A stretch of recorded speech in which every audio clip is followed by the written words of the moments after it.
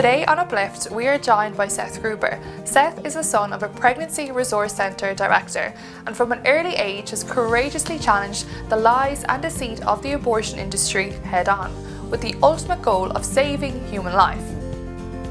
Seth Gruber's clear and persuasive approach has impacted thousands across the United States, empowering them to dismantle decades worth of pro-abortion rhetoric and advocate for a society which recognises the dignity of each human life. Seth, thank you for joining us here on Uplift today. It's a pleasure to have you with us. You were raised from infancy in the heart of the pro-life movement. Can you tell us, were you aware from a young age about the severity of abortion, and did you always know that your mission in life was to fight for the unborn? Yeah, well, thank you, Catherine. It's good to be on with your show, and thanks for everything that you and your team do for life in Scotland. I think the fight for life it feels intensified around the whole world. I think the overturning of Roe v. Wade in America kind of had international ripples, if you will, and caused the pro-abortion, I call them Moloch serviles and worshippers, but anyways, to kind of start freaking out internationally, actually, just because of the the beacon, right, of hope and freedom that America still represents internationally, although it doesn't seem to represent that here anymore. But that's how people view the U.S. So with the overturning of Roe v. Wade, I'm sure the fight for life has been intensified in Scotland as well, and we're grateful for what you guys do. Yeah, I mean, I've been a pro-life activist since I was a fetus, and so my mother was the executive director of a pregnancy resource center in Southern California, in Los Angeles County, in the late 1980s and like the very first 1 or 2 years of the 90s. And so I was born in 91, and my mother was pregnant with me through all 9 months of directing the Pregnancy Resource Center. And so she only stepped down when she gave birth to me. And then I had 2 younger sisters and she homeschooled us. And I grew up kind of doing our walk for life every year and supporting the pregnancy center, and had just a very strong pro-life family and mother. And then high school is kind of when it became my own, and then college activism and the whole thing. But yeah, that's sort of our family heritage and roots. But in terms of when I guess the fight became my own, that would have been senior year of high school. And I did my senior project on the issue of abortion. You had to pick a topic, you had to write a paper, you had to give a speech, and you had to do volunteer hours in order to graduate. And this is in Los Angeles County. And the high school told me that I couldn't pick the topic of abortion. They said that was one of the topics we don't let students pick. So I threatened a lawsuit. I threatened to sue Whittier High School, which is actually Richard Nixon's alma mater. And they backed off real quick. They weren't prepared, I guess, for a homeschool kid who had memorized the Declaration of Independence at 10 years old. And so they backed off. I did my senior project on the issue of abortion. And to make a long story short, I volunteered at the Center for Bioethical Reform. Greg and Lois Cunningham are my godparents, and they were the ones who originally started doing aborted imagery displays on college and university campuses around America. So massive photos of abortion compared to historically recognized forms of genocide, to draw the comparisons that in each circumstance, the victim is denied personhood. The victim is dehumanized through euphemisms. And so they started these in like 1990. I was born 1 year later. And so in high school, I actually was scanning the aborted baby photos on their computer and high quality scanner to be used for their educational projects. And I was 18 years old at the time, and I had actually never seen aborted baby photos, even though I'd grown up in a pro-life family. So here I am for 2 days straight, December of 2009, scanning hundreds of images of mutilated, emaciated, dismembered babies killed between 7 and 10 weeks old. So all the first trimester, eyeballs, faces, noses, mouths, hands, feet, legs. And that was probably the turning point of my life. I had never known how horrific abortion was. I think a lot of people know abortion's wrong, but I think most people don't know how wrong. And I think most people have never had to look at what choice looks like. And so, just like when Emmett Till's mother requested an open casket after he was brutally murdered by racists in America, his photo was published around America, and historians believe that that was actually one of the sparks to the civil rights movement in America because racism got a face, and it was an ugly, ugly face. And Americans were forced to look at what they were apathetic towards or complicit in. Similarly, most people have never seen the face of abortion, of murdered babies. It's easy to be pro choice when you never have to look at what that choice looks like. And so that was, to answer your question, was kind of at 18 years old was when I was like, oh my gosh. And that was sort of when the fight became my own. And that was, that was, I guess, 15 years ago. So. That's amazing. What an incredible start to the pro-life work that you do. So the White Rose Resistance is an incredible initiative which is not just changing hearts and minds, but is also saving human life. What is the White Rose Resistance symbolic of, and in what ways is it making impacts on the abortion culture war, basically? Yeah, so we launched the White Rose Resistance right after the overturning of Roe. So in June of about a year ago, but June, the end of June of 2022.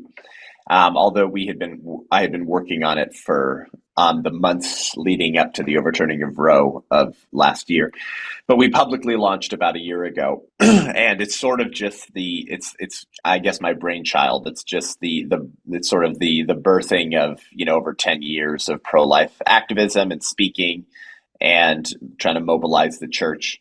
So I think it was kind of a propitious moment and Kairos moment. I'm not a fan of like another nonprofit. I think we have way too many nonprofits. I think they do good work, but I think it's actually the church that should be leading the way. And it's the church that should be accepting and adopting personal responsibility to end this Holocaust and not waiting for 501c3s to do the work that God has called the church to do, which is just Christianity 101, right? And so, but I felt led to birth an organization that could have a greater impact than me alone could as just a speaker, because I've been speaking on stages since I was 19, and I'm 31 now, and so we launched this organization just to have a bigger effect, and I sensed a new kind of excitement and hunger for action and righteousness in churches that I was speaking in. And so I think this is the moment. I think the next few years will determine whether abortion meets a quick and brutal end or whether the battle is extended another 50 years, frankly. And so the White Rose Resistance exists to educate the public, discredit the opposition, and inspire a movement. But it's based off of the story of the original White Rose Resistance in Nazi Germany. And it's incredibly powerful story. It's one of the least known but most inspirational stories from the Third Reich of Christian courage and Christian resistance.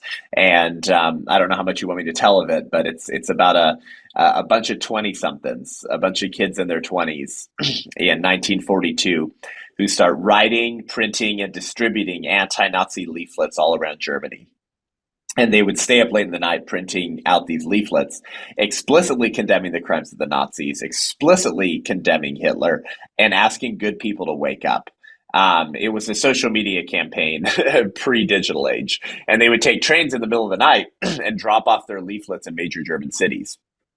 They would graffiti German state-owned buildings with anti-Nazi sentiments, and then the Nazis, pissed off, would come and paint over it the next morning.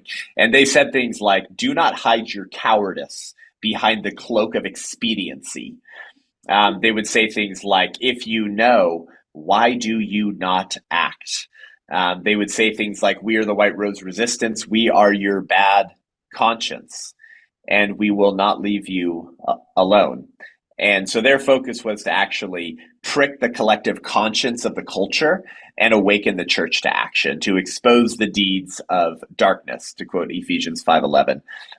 They understood what Ronald Reagan would later famously say, that evil is powerless when the good are unafraid.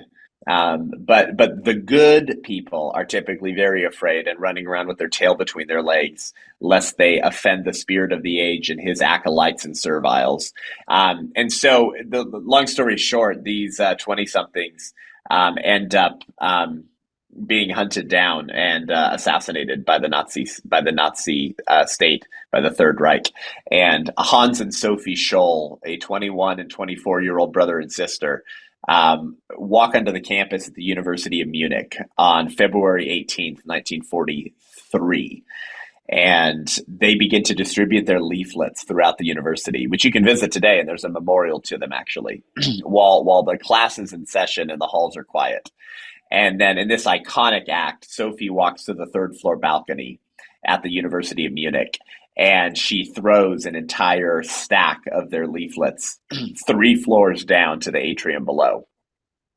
Well, the janitor, who was a committed Nazi, excuse me, catches Hans and Sophie in the act, calls the Gestapo on the spot, and Hans and Sophie are arrested on February 18th, 1943. 21. She was 21, he was 24.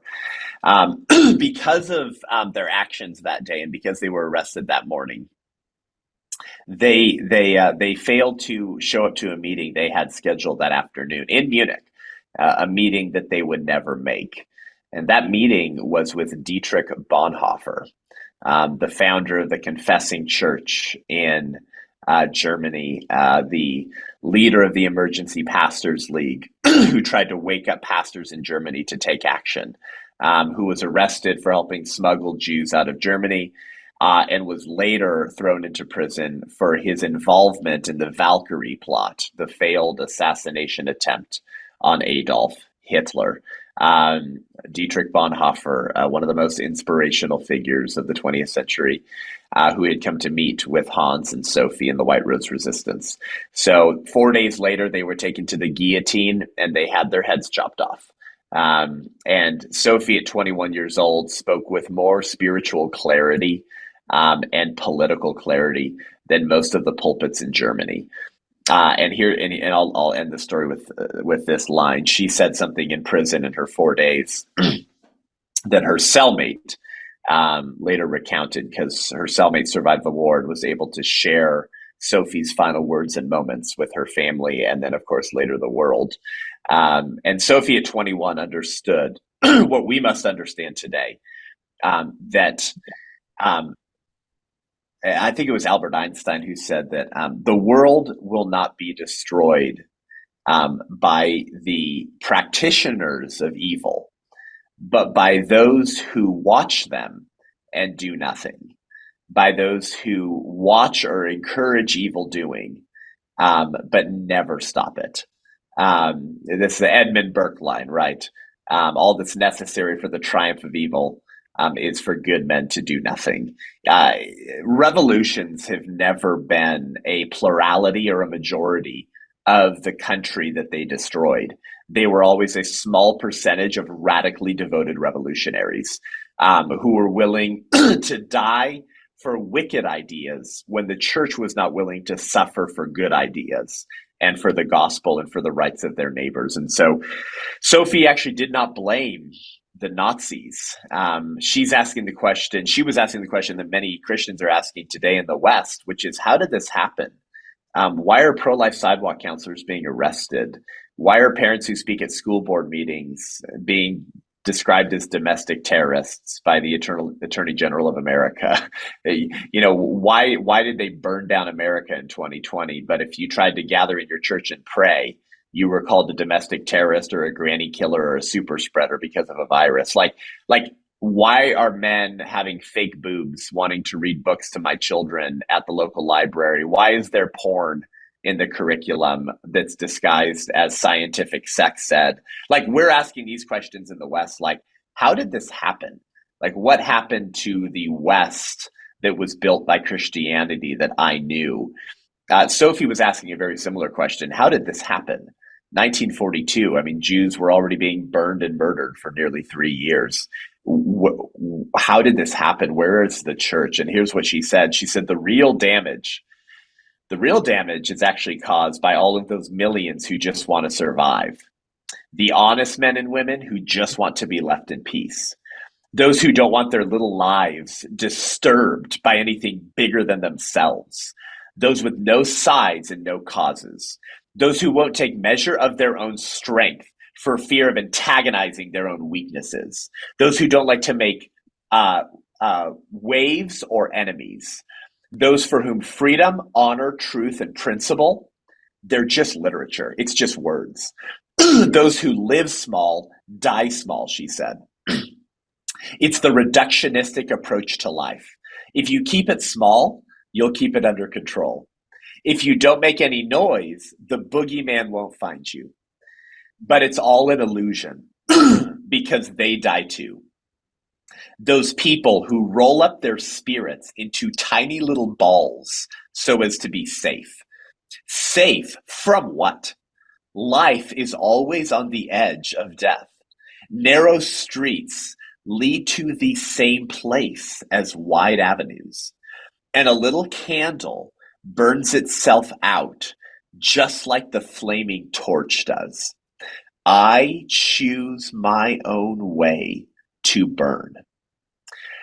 People don't talk like that today anymore, especially not at 21, Catherine.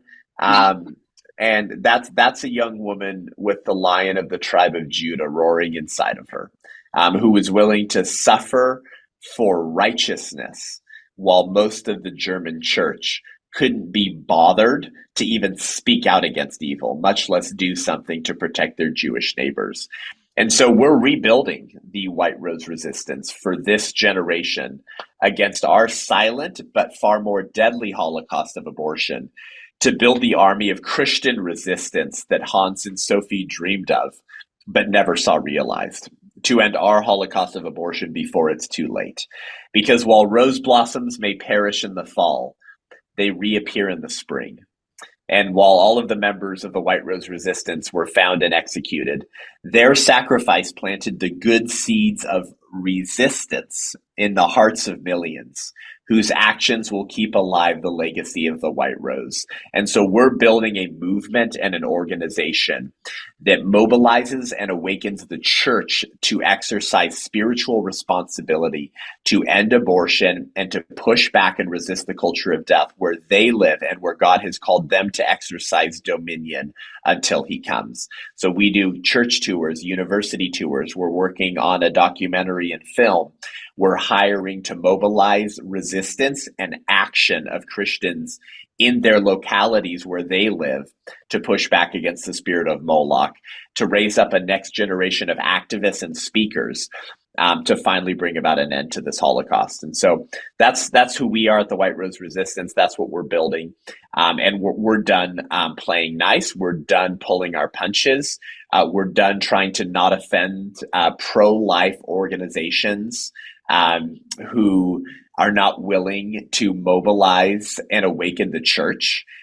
Pro-life organizations who sometimes, some of them are out there, who actually, I think, sort of enjoy abortion being legalized because it pays their checks and it keeps them it keeps them having a job. We're done playing nice with evangelical leaders who talk about pure and undefiled religion and the gospel while children are murdered in their city where they preach and evangelize and can't be bothered to save those children. This is what resistance looks like. This is what people are calling the new Protestantism, but it's really just the old Protestantism. It's the heritage of Christianity in the early church that was actually rescuing abandoned infants in Rome and raising those children as their own. That was the early heritage of the church. The first few years of the church, they were actually rescuing unwanted babies and raising them as their own, because Roman citizens were abandoning infants out in the elements to be eaten by animals or suffer because of hypothermia or hunger because they weren't the right sex or there was something wrong with them. If we don't reclaim that early heritage of the saints who have gone before us, we will ultimately be sowing the seeds of our own destruction, because those who murder the unborn cannot be trusted to govern the born. And those who murder the unborn will one day murder you too. The longer that you tolerate the false religion of humanism, secular progressivism, Darwinism, and the culture of death. So that's there's a long-winded answer to who we are and what we're doing. It's a very detailed but amazing response there, Seth, and a fabulous organisation that you have. So the mission of the White Rose Resistance is one that is incredible, but many do find comparison between the Nazi Germany regime and abortion distasteful.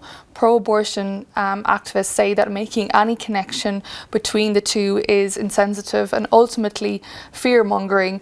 What would you say to that?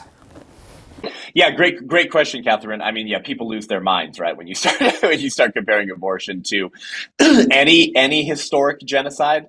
But because because Nazism and the Holocaust is like the only historical event that millennials and Gen Zers know about, because they were smoking weed or just having sex in high school and never paid attention in history class. Most people my age can't refer to any other atrocious historic event than Hitler.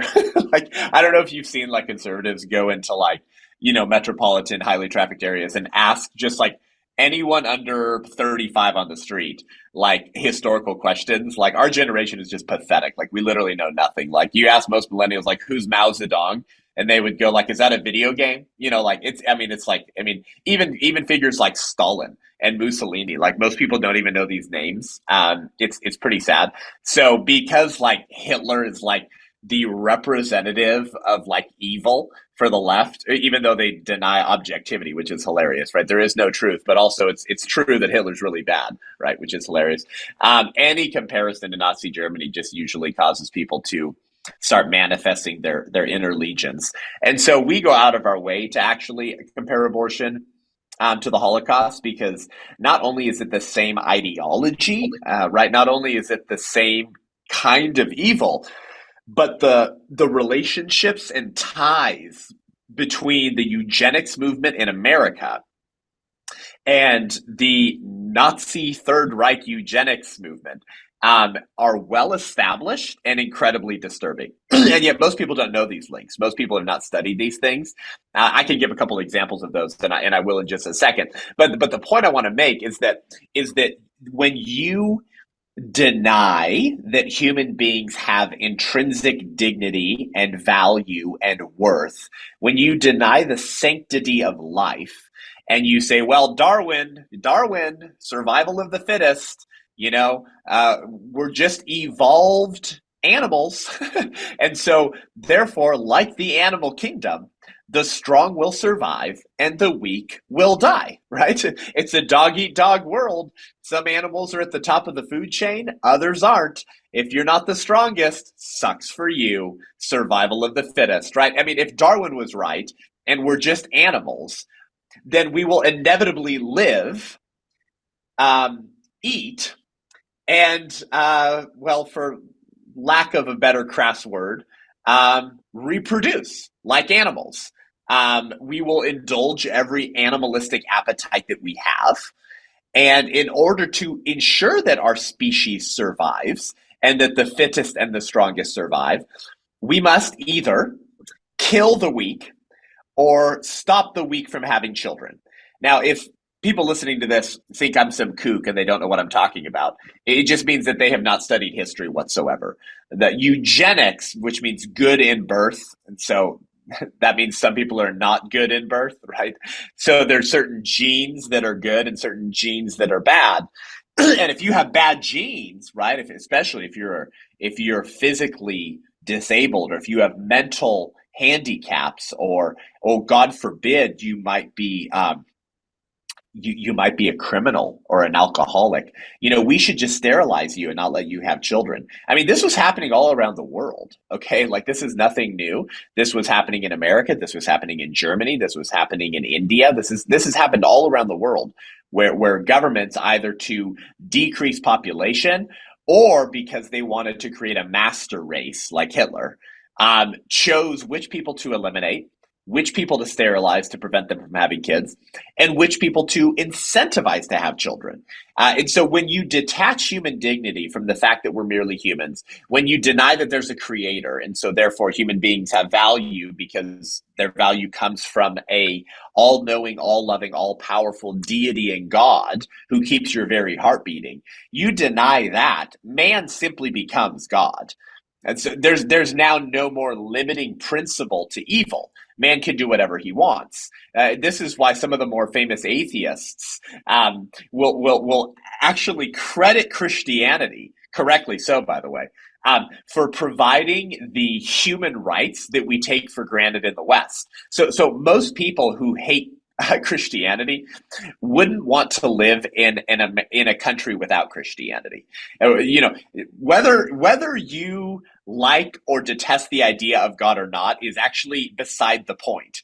That religion provided the religious and philosophical foundation for the political laws that have granted you the freedom of religion, the freedom of speech, the freedom of assembly, the freedom to bear arms, um, laws that protect children and the family, laws that protect us against unjust oppression, laws that protect your very right to life.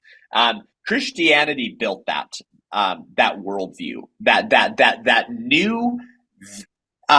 new way to view human beings, not as instrumentally good, but as intrinsically valuable. Prior to Christianity, basically every society in the world practiced human sacrifice and killed their own citizens if it struck their fancy or if it granted them more political power. It was Christianity that came around and said, no, actually, human beings have a right to life and they have a dignity and value that is wrapped up simply in the fact that they're human beings, not because of what they can do or how they perform, but simply because of what they are: human beings, image bearers of God. And so it has to be said for the leftist, kooky, pro abortion demon worshippers that we're contending against. You may hate the idea of God. You may hate Christianity and their obsession with fetuses and protecting unborn babies. But it was that religion that gave you the right to spout your crap and nonsense in the public square in the first place. Absent of Christianity, you would just be thrown into prison or gulags or killed for the kind of crass that you're pushing onto children in the family. So it's just incredibly ironic, and that should always be said. But once you detach Christianity, you can just do whatever the hell you want. This is why Francis Schaeffer, one of the most incredible sort of theologians and cultural prophets of the 20th century, said that humanism is the placing of man at the center of all things and making him the measure of all things. In other words, I shall be as gods, to quote the serpent in Genesis 3. That you shall be as gods. You can just live however the hell you want. And whatever makes you happy, do it. Right? What's the sexual revolution say? If it feels good, do it. Right? You're not accountable to anyone. You're not accountable to any sky god.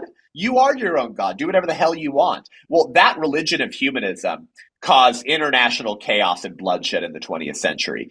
Thanks to Margaret Sanger, Adolf Hitler, Benito Mussolini, and Mao Zedong. More innocent blood was shed in the 20th century alone than in all of human history before 1900 combined. A lot of people don't know that. More innocent blood was shed between the year 1900 and the year 2000, in 100 years, than in all of human history before the 20th century combined. That is a religion. It just ain't Christianity. It's the religion of humanism. It's the religion of self. It's the religion today we call secular progressivism. But that movement was building prior to Hitler and prior to Mussolini. In the early 1900s, you get a group of revolutionaries In New York City, in particular, you get the Socialist Party in New York. You get the co-founder of the ACLU, Roger Baldwin, in New York. You get Margaret Sanger in New York in the early 1900s, who start to get radicalized. But Margaret Sanger becomes far more successful than any of her sort of political predecessors and their revolutionary attempts to usher in communism, socialism. And she is, of course, the founder of the American Birth Control League, later renamed Planned Parenthood. And the links between her organization and the eugenics movement she was a part of in America and Hitler and the Third Reich are well established and incredibly disturbing. For example, one of Margaret Sanger's board members was named Lothrop Stoddard. Lothrop Stoddard. And Lothrop Stoddard was a high official of the Massachusetts KKK, the Ku Klux Klan. Lothrop Stoddard wrote a book called The Rising Tide of Color Against White World Supremacy. So yeah, he was afraid about black people because he wanted a white world reigning supreme. He wrote another book called the Menace of the Underman. The Menace of the Underman. So who's the Underman? Well, according to Lothrop Stoddard, blacks, Jews, Slavs, Italians, anyone that he defined as unfit to live or unfit to reproduce. Lothrop Stoddard, again, a board member of Planned Parenthood when it was founded. Lothrop Stoddard then goes on a journalistic speaking tour, interview tour in Nazi Germany in between 1938 and 1939. And he actually interviews Hitler. He interviews Heinrich Himmler, who was the Nazi propagandist, in case your listeners don't remember that. And he interviews other Nazi officials like Fritz Sauckel and Robert Ley. Robert Ley was held the highest rank attainable in Nazi organizations. He was very close to Hitler. And Robert Ley committed suicide while awaiting trial for the Nuremberg hearing. So you've got a board member of Planned Parenthood going to Germany and meeting with Hitler, and meeting with Heinrich Himmler, meeting with Nazi Party officials. And I believe that Lothrop Stoddard is the only American, or maybe one of two, to have actually sat down and interviewed Adolf Hitler. So yes, guys, you just heard that correctly. One of the first board members for Planned Parenthood is one of the only Americans who actually got to sit down and interview Hitler, but with the agreement that he would not publish the script and the transcript of that interview. So he talks about meeting with Hitler in his book, but he wasn't allowed to actually print the transcript of that interview. And so he wrote a book about his Nazi journalistics interview tour, and it's called Into the Darkness, Nazi Germany Today. You guys can go fact check me on this one. Into the Darkness, Nazi Germany Today, published in 1940 by Planned Parenthood's board member, Lothrop Stoddard. Now, Lothrop Stoddard was later referred to by a German race anthropologist named Hans F. Gunther. Hans F. Gunther. So this is a German anthropologist, not an American, not an Austrian. This is a German race anthropologist who later called Lothrop Stoddard, quote, one of the spiritual fathers of Nazi Germany. One of the spiritual fathers of Nazi Germany, giving credit to the board member of Planned Parenthood for providing the kind of inspiration for Hitler's Third Reich. So that's one example. I could go down this rabbit hole with you for another 30 minutes. We probably don't have the time, but it gets a lot worse than that. Okay, you had Margaret Sanger sharing office spaces with the American Eugenics Society when she opened up the American Birth Control League. Once again, that was before it was renamed Planned Parenthood in 1942, after the Nazis gave the term eugenics a negative connotation. And because Sanger's American Birth Control League was so obviously wrapped up in the same eugenics movement in America, she had to change the name of her organization, which had too many noticeable ties to eugenics.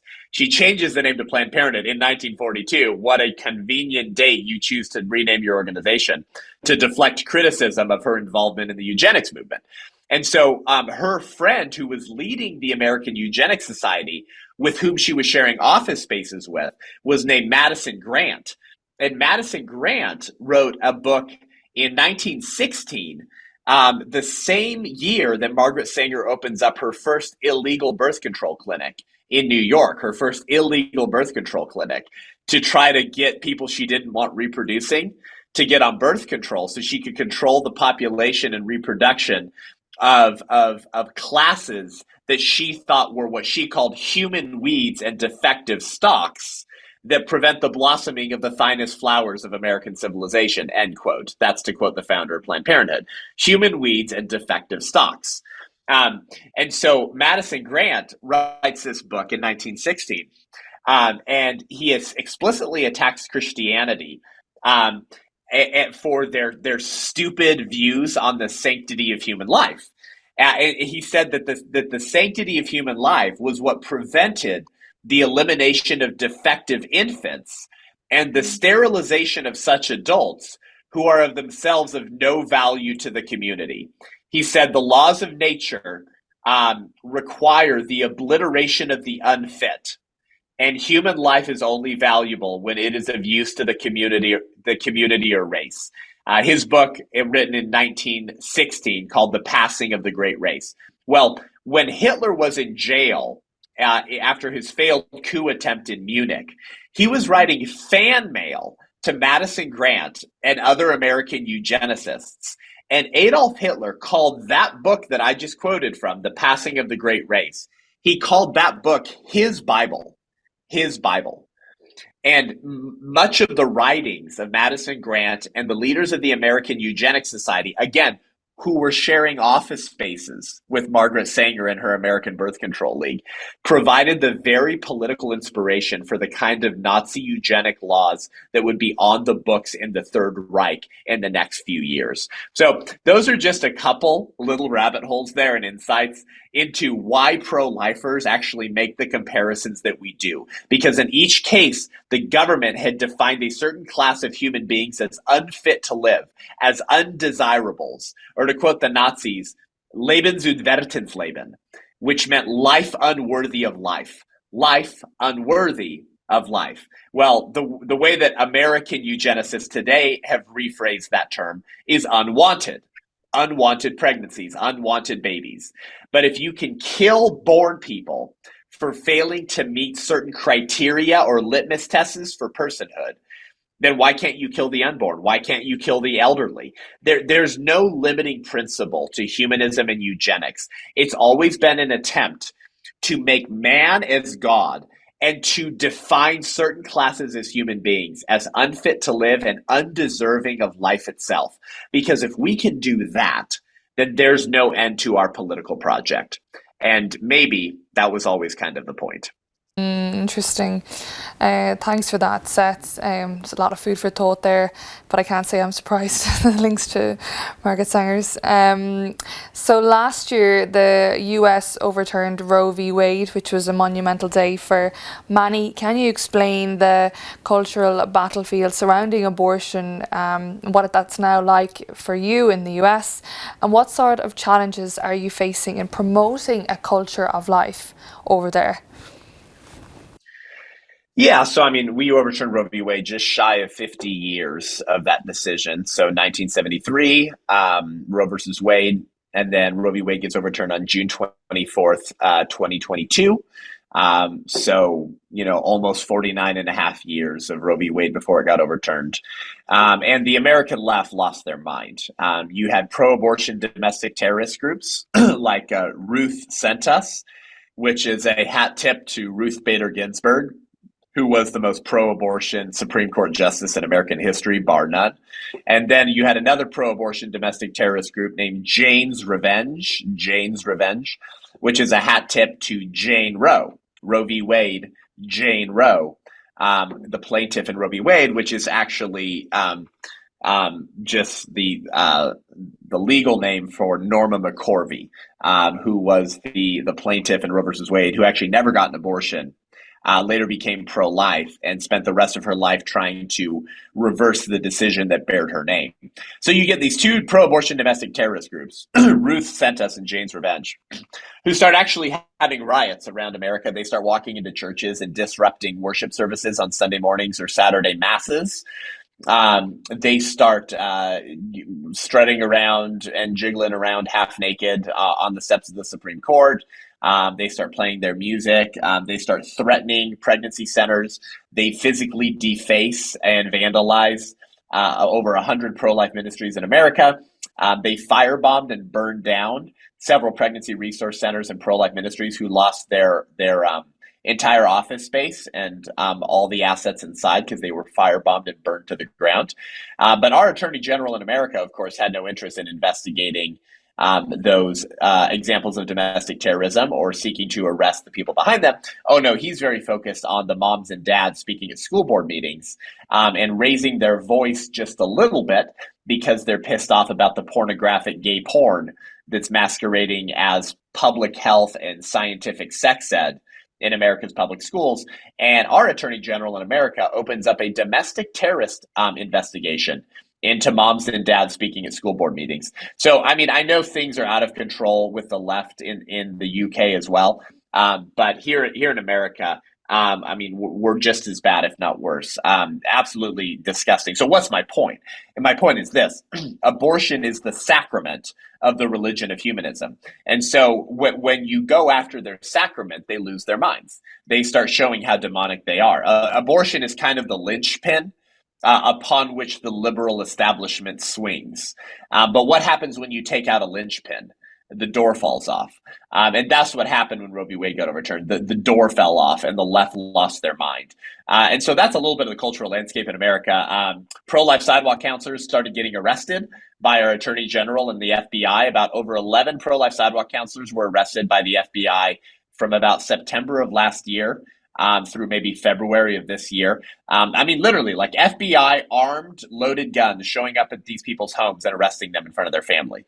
Most of them got returned home the same day or the next day because it was just our federal government flexing their tentacles to send a message to the post-Roe v. Wade pro-life movement that you better remember your place, you domestic terrorist pro-lifers. You better not pose a threat to our political regime. I mean, the madness here is absolutely insane. You can burn down the country in 2020, burn down major American cities because of St. George Floyd or systemic racism or some nonsense. And none of those people were arrested or thrown into a DC jail.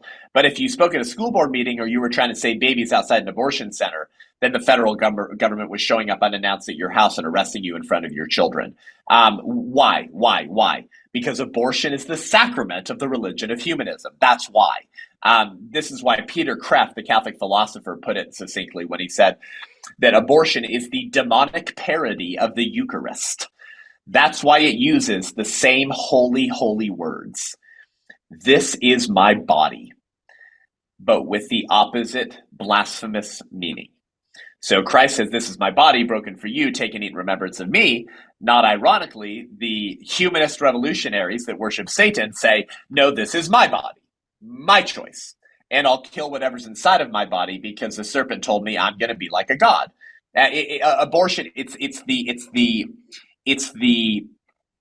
the antithesis gospel. It's the inversion and perversion of everything that Christianity represents, because Christ says, I must die so you can live. But abortion says, no, you must die so I can live, baby. Right? And then, of course, ironically, Jesus comes as a baby, as a fetus, in a womb that he once knit together to redeem mankind from their sins. So why does Satan hate babies? Why does the left hate babies? Because 2,000 years ago, it was a baby that came to defeat him. Right. So, I mean, the spiritual realities of this fight are just so obvious to anyone who's grounded in the Judeo-Christian worldview, and certainly anyone that is saved and redeemed and a Christian. And so that's why they lose their minds, because it's actually like a religion for them. And guess what? Child sacrifice to live longer or improve your own life also has a very ancient historical religious track record. Near almost every civilization in human history had practiced human sacrifice.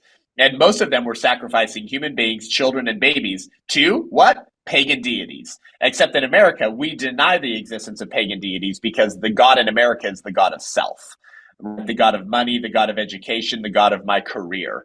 But Satan doesn't care what name you call him. He's still happy to accept your child sacrifice worship. So that's the cultural landscape in America. Now, with Roe v. Wade getting overturned, states have started to ban abortion or significantly curtail what they call abortion rights.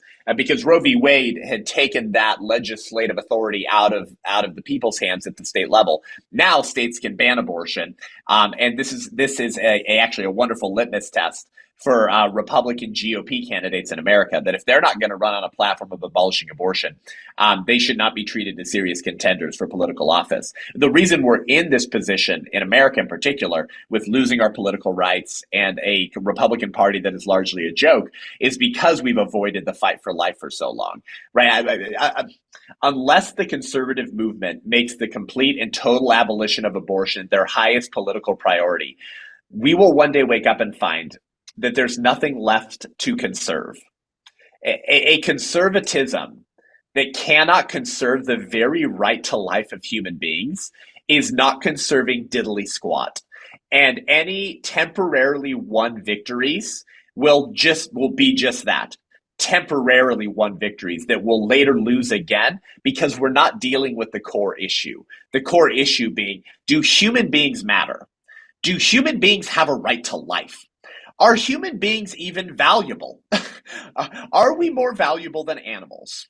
And if we are, should we protect all human beings or only some human beings? And unless we protect all human beings, we are forfeiting all of our other rights we've taken for granted. The right to life is the fundamental right. It's the right from which all other rights flow. And because we've tolerated child sacrifice through abortion for so long, we're experiencing the deterioration of all of our other rights as well. Because those who murder the unborn cannot be trusted to govern the born. If you can't get the right to life right, you won't get any other rights right? So that's the future of the pro-life movement, and really what should be the conservative movement in America. And our organization is focused on mobilizing the church and Christians to take action and stop waiting for politicians to do the work that God has called the church to do. Yes, the church has to be involved in politics, but we should also be treating this as the Holocaust that it is, and saving these children outside of the doors of death called abortion centers, where today our administration arrests pro-life sidewalk counselors who try to contend for the rights of those children.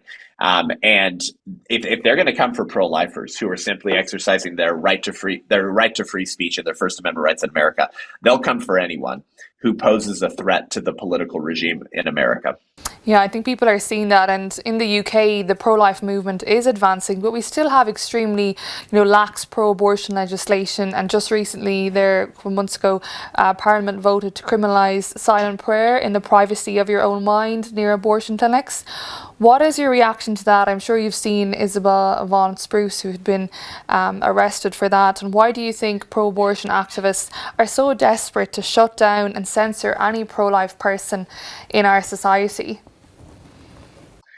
Yeah, well, I mean, because it was an alternative religion. I mean, I saw that clip. I saw the woman who was arrested or threatened with arrest for silently praying as she stood outside an abortion center, and people were sending it to me, and we thought it was fake news. We thought it was maybe just like a fake story or something, because it seemed so beyond the pale. It seemed like so ludicrous. But I mean, that's just leftism today, right? The American left is ludicrous. They are living in la la land. They have lost their freaking minds.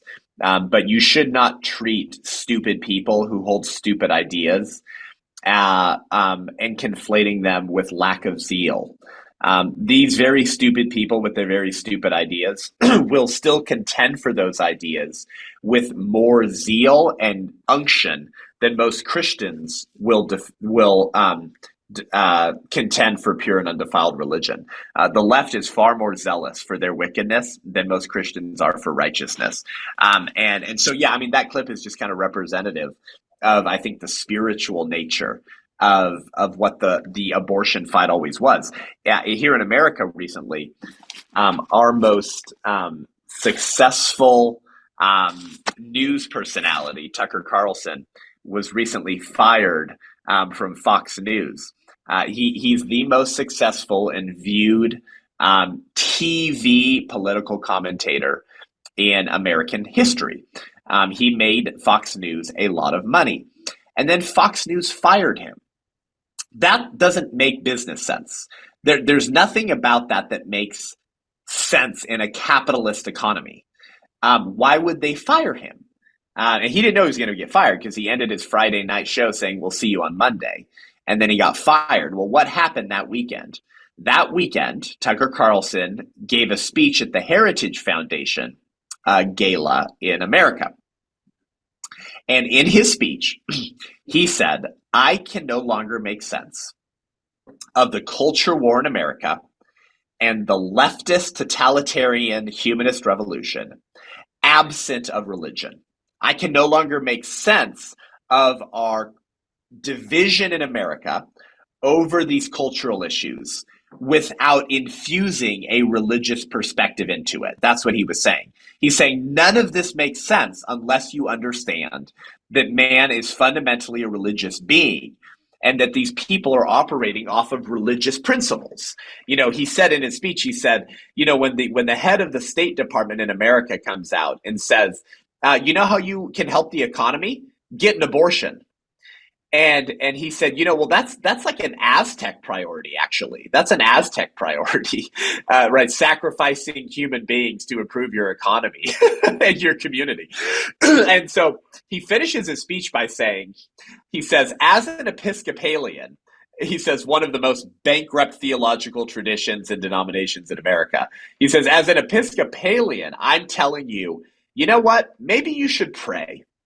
Maybe you should pray and take 5 minutes out of your day every day to just pray. Pray for the country. Pray for these issues. And he got fired the next day. The most successful television political commentator in American history. Why? Well, we learned from one of our conservative commentators and heroes in America, Glenn Beck, who had used to work for Fox News, that the president of Fox News had always been asking Glenn Beck to not talk about God and not talk about prayer, that he hated it when his commentators at Fox News talked about God. Well, the same man fired Tucker Carlson. What's my point? When you get down to fundamental spiritual realities, the dividing lines in America become very clear, and the dividing lines in the West become very clear. There is no way to explain the firing of Tucker Carlson absent of a religious perspective. There's no way to explain the arresting of a pro-life sidewalk counselor in the UK silently praying outside an abortion center absent of a religious perspective. Cardinal Manning once said, all human conflict is ultimately theological. All human conflict is ultimately theological. All of these culture war issues eventually come back to fundamental theological and religious debates, ideas, and precepts. We can't get away from that because we are fundamentally religious beings. We come from God. We are created by God, and we can't help but function in the way God intended us to function, which is what? As eternal religious beings. Of course, you remove God, and man just tries to shove other religions into that gap, but they still function very religiously. That's why the UK government would go and say, we're going to arrest you for praying. That's why Tucker Carlson would get fired for daring to use his platform to tell Americans, maybe you should pray to God 5 minutes every day.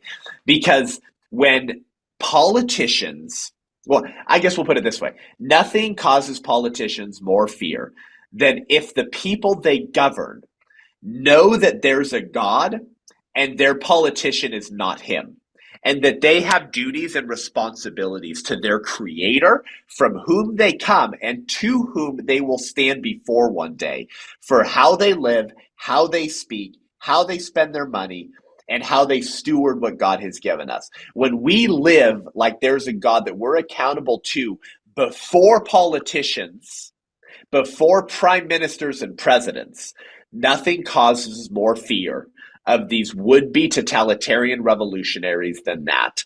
All human conflict is ultimately theological. And until we recognize that and live in the light of that, I'm not sure the church in the West ever will wake up and usher in a new revival until we return to those things that we used to know. Wow. And you mentioned the Christian leaders who, are too comfortable or might not speak up or for fear of offending those in their congregation or that they might alienate them. What advice would you give to religious leaders on the best way to integrate pro-life advocacy into their sermons?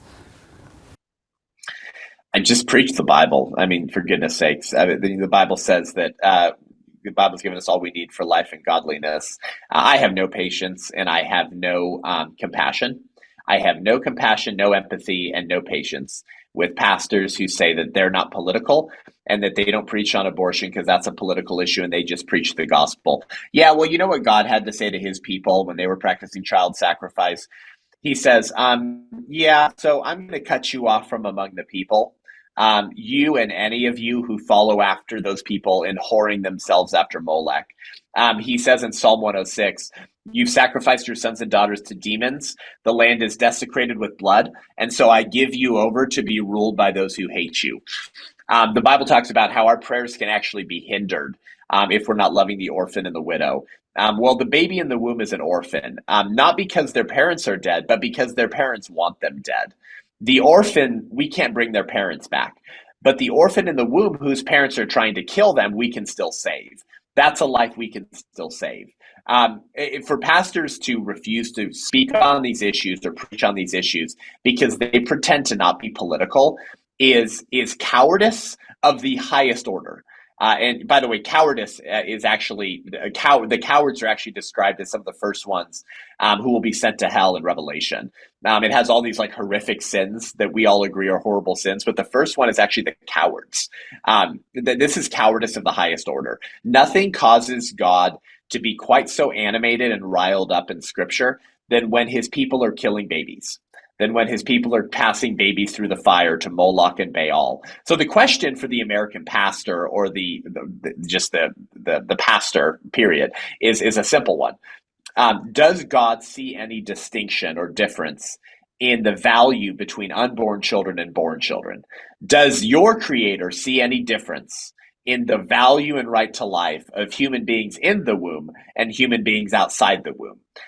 If he doesn't, then you are just as cowardly and apathetic on the child sacrifice of abortion as God rails against his people in the Old Testament for being involved in the sacrifice of babies already born. And so in Luke 1, we have the prenatal John the Baptist doing backflips in the uterus because Mary goes to visit her cousin Elizabeth. They're both pregnant, so you got baby Jesus in the womb, you got baby John the Baptist in the womb. And so that's God in the womb, because that's the creator in the womb. And then you got the baby John the Baptist in the womb, starts doing backflips in the uterus because he recognizes the humanity and divinity of his creator in Mary's womb. Well, the Greek word used when it says the baby leaped in Elizabeth's womb is the Greek word berephos, B-R-E-P-H-O-S. Berephos is the Greek word used to refer to baby when it says the berephos leaped in Elizabeth's womb. Then you turn to Luke 2. Jesus is born, and it says Mary laid baby Jesus in the manger. Mary laid berephos Jesus in the manger. The authors of Scripture use the same word to refer to a baby in the womb as they used to refer to a baby outside the womb. Berephos, John the Baptist, leaping in the womb, and berephos Jesus that Mary lays in the manger. If the authors of Scripture wrote as they were carried along by the Holy Spirit, and so all of Scripture is divinely inspired and authoritative, inerrant and infallible, then I'm sorry, Pastor, but you just have to deal with the reality that your creator who keeps your very heart beating sees no distinction in value, dignity, and right to life between babies in the womb and babies outside the womb. But you as a cowardly, apathetic pastor who only speaks as much truth as the spirit of the age allows you to, lest you lose your tithing of your registered progressives who don't want you to end abortion. You, pastor, are discriminating between babies who have value and babies who don't have value, babies that do deserve political protection and babies that don't deserve political protection. Every pastor who says they don't preach against abortion because they're not political, because they just preach the gospel, would all tell you that if Scotland started murdering 2-year-olds, they would be outside of every center that kills 2-year-olds trying to rescue those 2-year-olds. Every pastor who doesn't preach against abortion would tell you that if they were killing 6-month-old babies, he would be mobilizing his congregation to try to go rescue those 6-month-old babies. But he's never lifted a finger to stop the killing of babies in the womb, in the very location that his Savior entered human history in to redeem mankind from their sins. Jesus takes on fetal flesh and identifies with you from your most vulnerable stage, the prenatal stage. If that doesn't tell you what God thinks about life in the womb, I got nothing else for you, Christian. I got nothing else for you, pastor. Your Savior, who breathed out the freaking Milky Way, chose to become a fetus in a womb to redeem you and give us new life. That is how significant life in the womb is to our Lord. And if you can't preach against that, to quote my hero, my earthly hero, Pastor Jack Hibbs, you have surrendered your pulpit, you've abdicated your authority, and your mantle has fallen off. Wow. Goosebumps. So, Seth, in your early years, you built the Students for Life organization at Westmont College, standing against the pro-abortion culture, especially for a lot of young people, can be daunting and at times a dangerous mission. Do you have any advice for our young people on how to be most courageous and an effective advocate for life here in the UK? I mean, to quote Dietrich Bonhoeffer, do and dare what is right, not swayed by the whim of the moment. Bravely take hold of the real, not dallying now with what might be. Not in the flight of ideas, but only in action is freedom. Only in action is freedom. If you want to experience freedom and you're a young Christian who's concerned with the culture you live in, just take action. Don't wait for marching orders. Don't wait to feel like you're sufficiently equipped before you start speaking out against and dealing with the issues of our day. Just take action. Speak the truth. Don't repeat lies. Find how you can push back. Stand outside of abortion centers, plead for the life of the child in the womb, vote the correct way, criticize your pastor if he refuses to deal with these demonic issues in our culture, tithe and give generously to pro-life ministries, but just take action. Far too many Christians are waiting for some organization like mine to show them how and what to do. And yes, we should have organizations doing that. Amen. But don't use that as an excuse to not take action. As you begin to push back and exercise authority and dominion against these wicked ideologies and wicked people that push these ideologies, you will find the courage that you need to stand in a day like today. We're missing out on the greatest adventure. If we would simply take action and each individual exercise his personal responsibility to expose the deeds of darkness, to call lies lies, and to preach the truth, the whole world would look very differently. Because, to quote Ronald Reagan one more time, evil is powerless when the good are unafraid. And when the good are unafraid and they're willing to lay down their lives and their sacred honors and to not love their lives unto death, everything changes. When we live in the light of eternity and recognize that our lives were never our own anyways, and we have responsibilities and duties to our King, that is the greatest fear of the secular, moral, revolutionary, liberal establishment today, because they've always hated Christianity. They've always hated the idea that there's a God that they're accountable to. And this is why they take the Bible out of schools. This is why the Bible's the only book that's not allowed in schools. This is why they challenge the constitutionality of teachers who talk about their faith in the classroom. Anything that poses a threat to how they mobilize and deceive the next generation is the very thing that we should therefore be doing. So you can check out my podcast, Unaborted, at Seth Gruber. Unaborted with Seth Gruber. We do weekly shows there. We have a YouTube channel. We're on social media as well. Our website is thewhiterose.life, thewhiterose.life. My website is sethgruber.com. You can follow our organization there. Check out the podcast to get equipped to stand. But don't wait for Catherine or me to tell you what to do. Look where there's a need, take action, and you'll discover the greatest adventure, that God uses obedient people who take action. Thanks so much, Seth, for joining us. I really, really do appreciate that, and I'll hopefully see you soon. Absolutely. Keep up the good work. Thanks so much. Thanks everyone for tuning in to another episode of Uplift. Tune in again soon.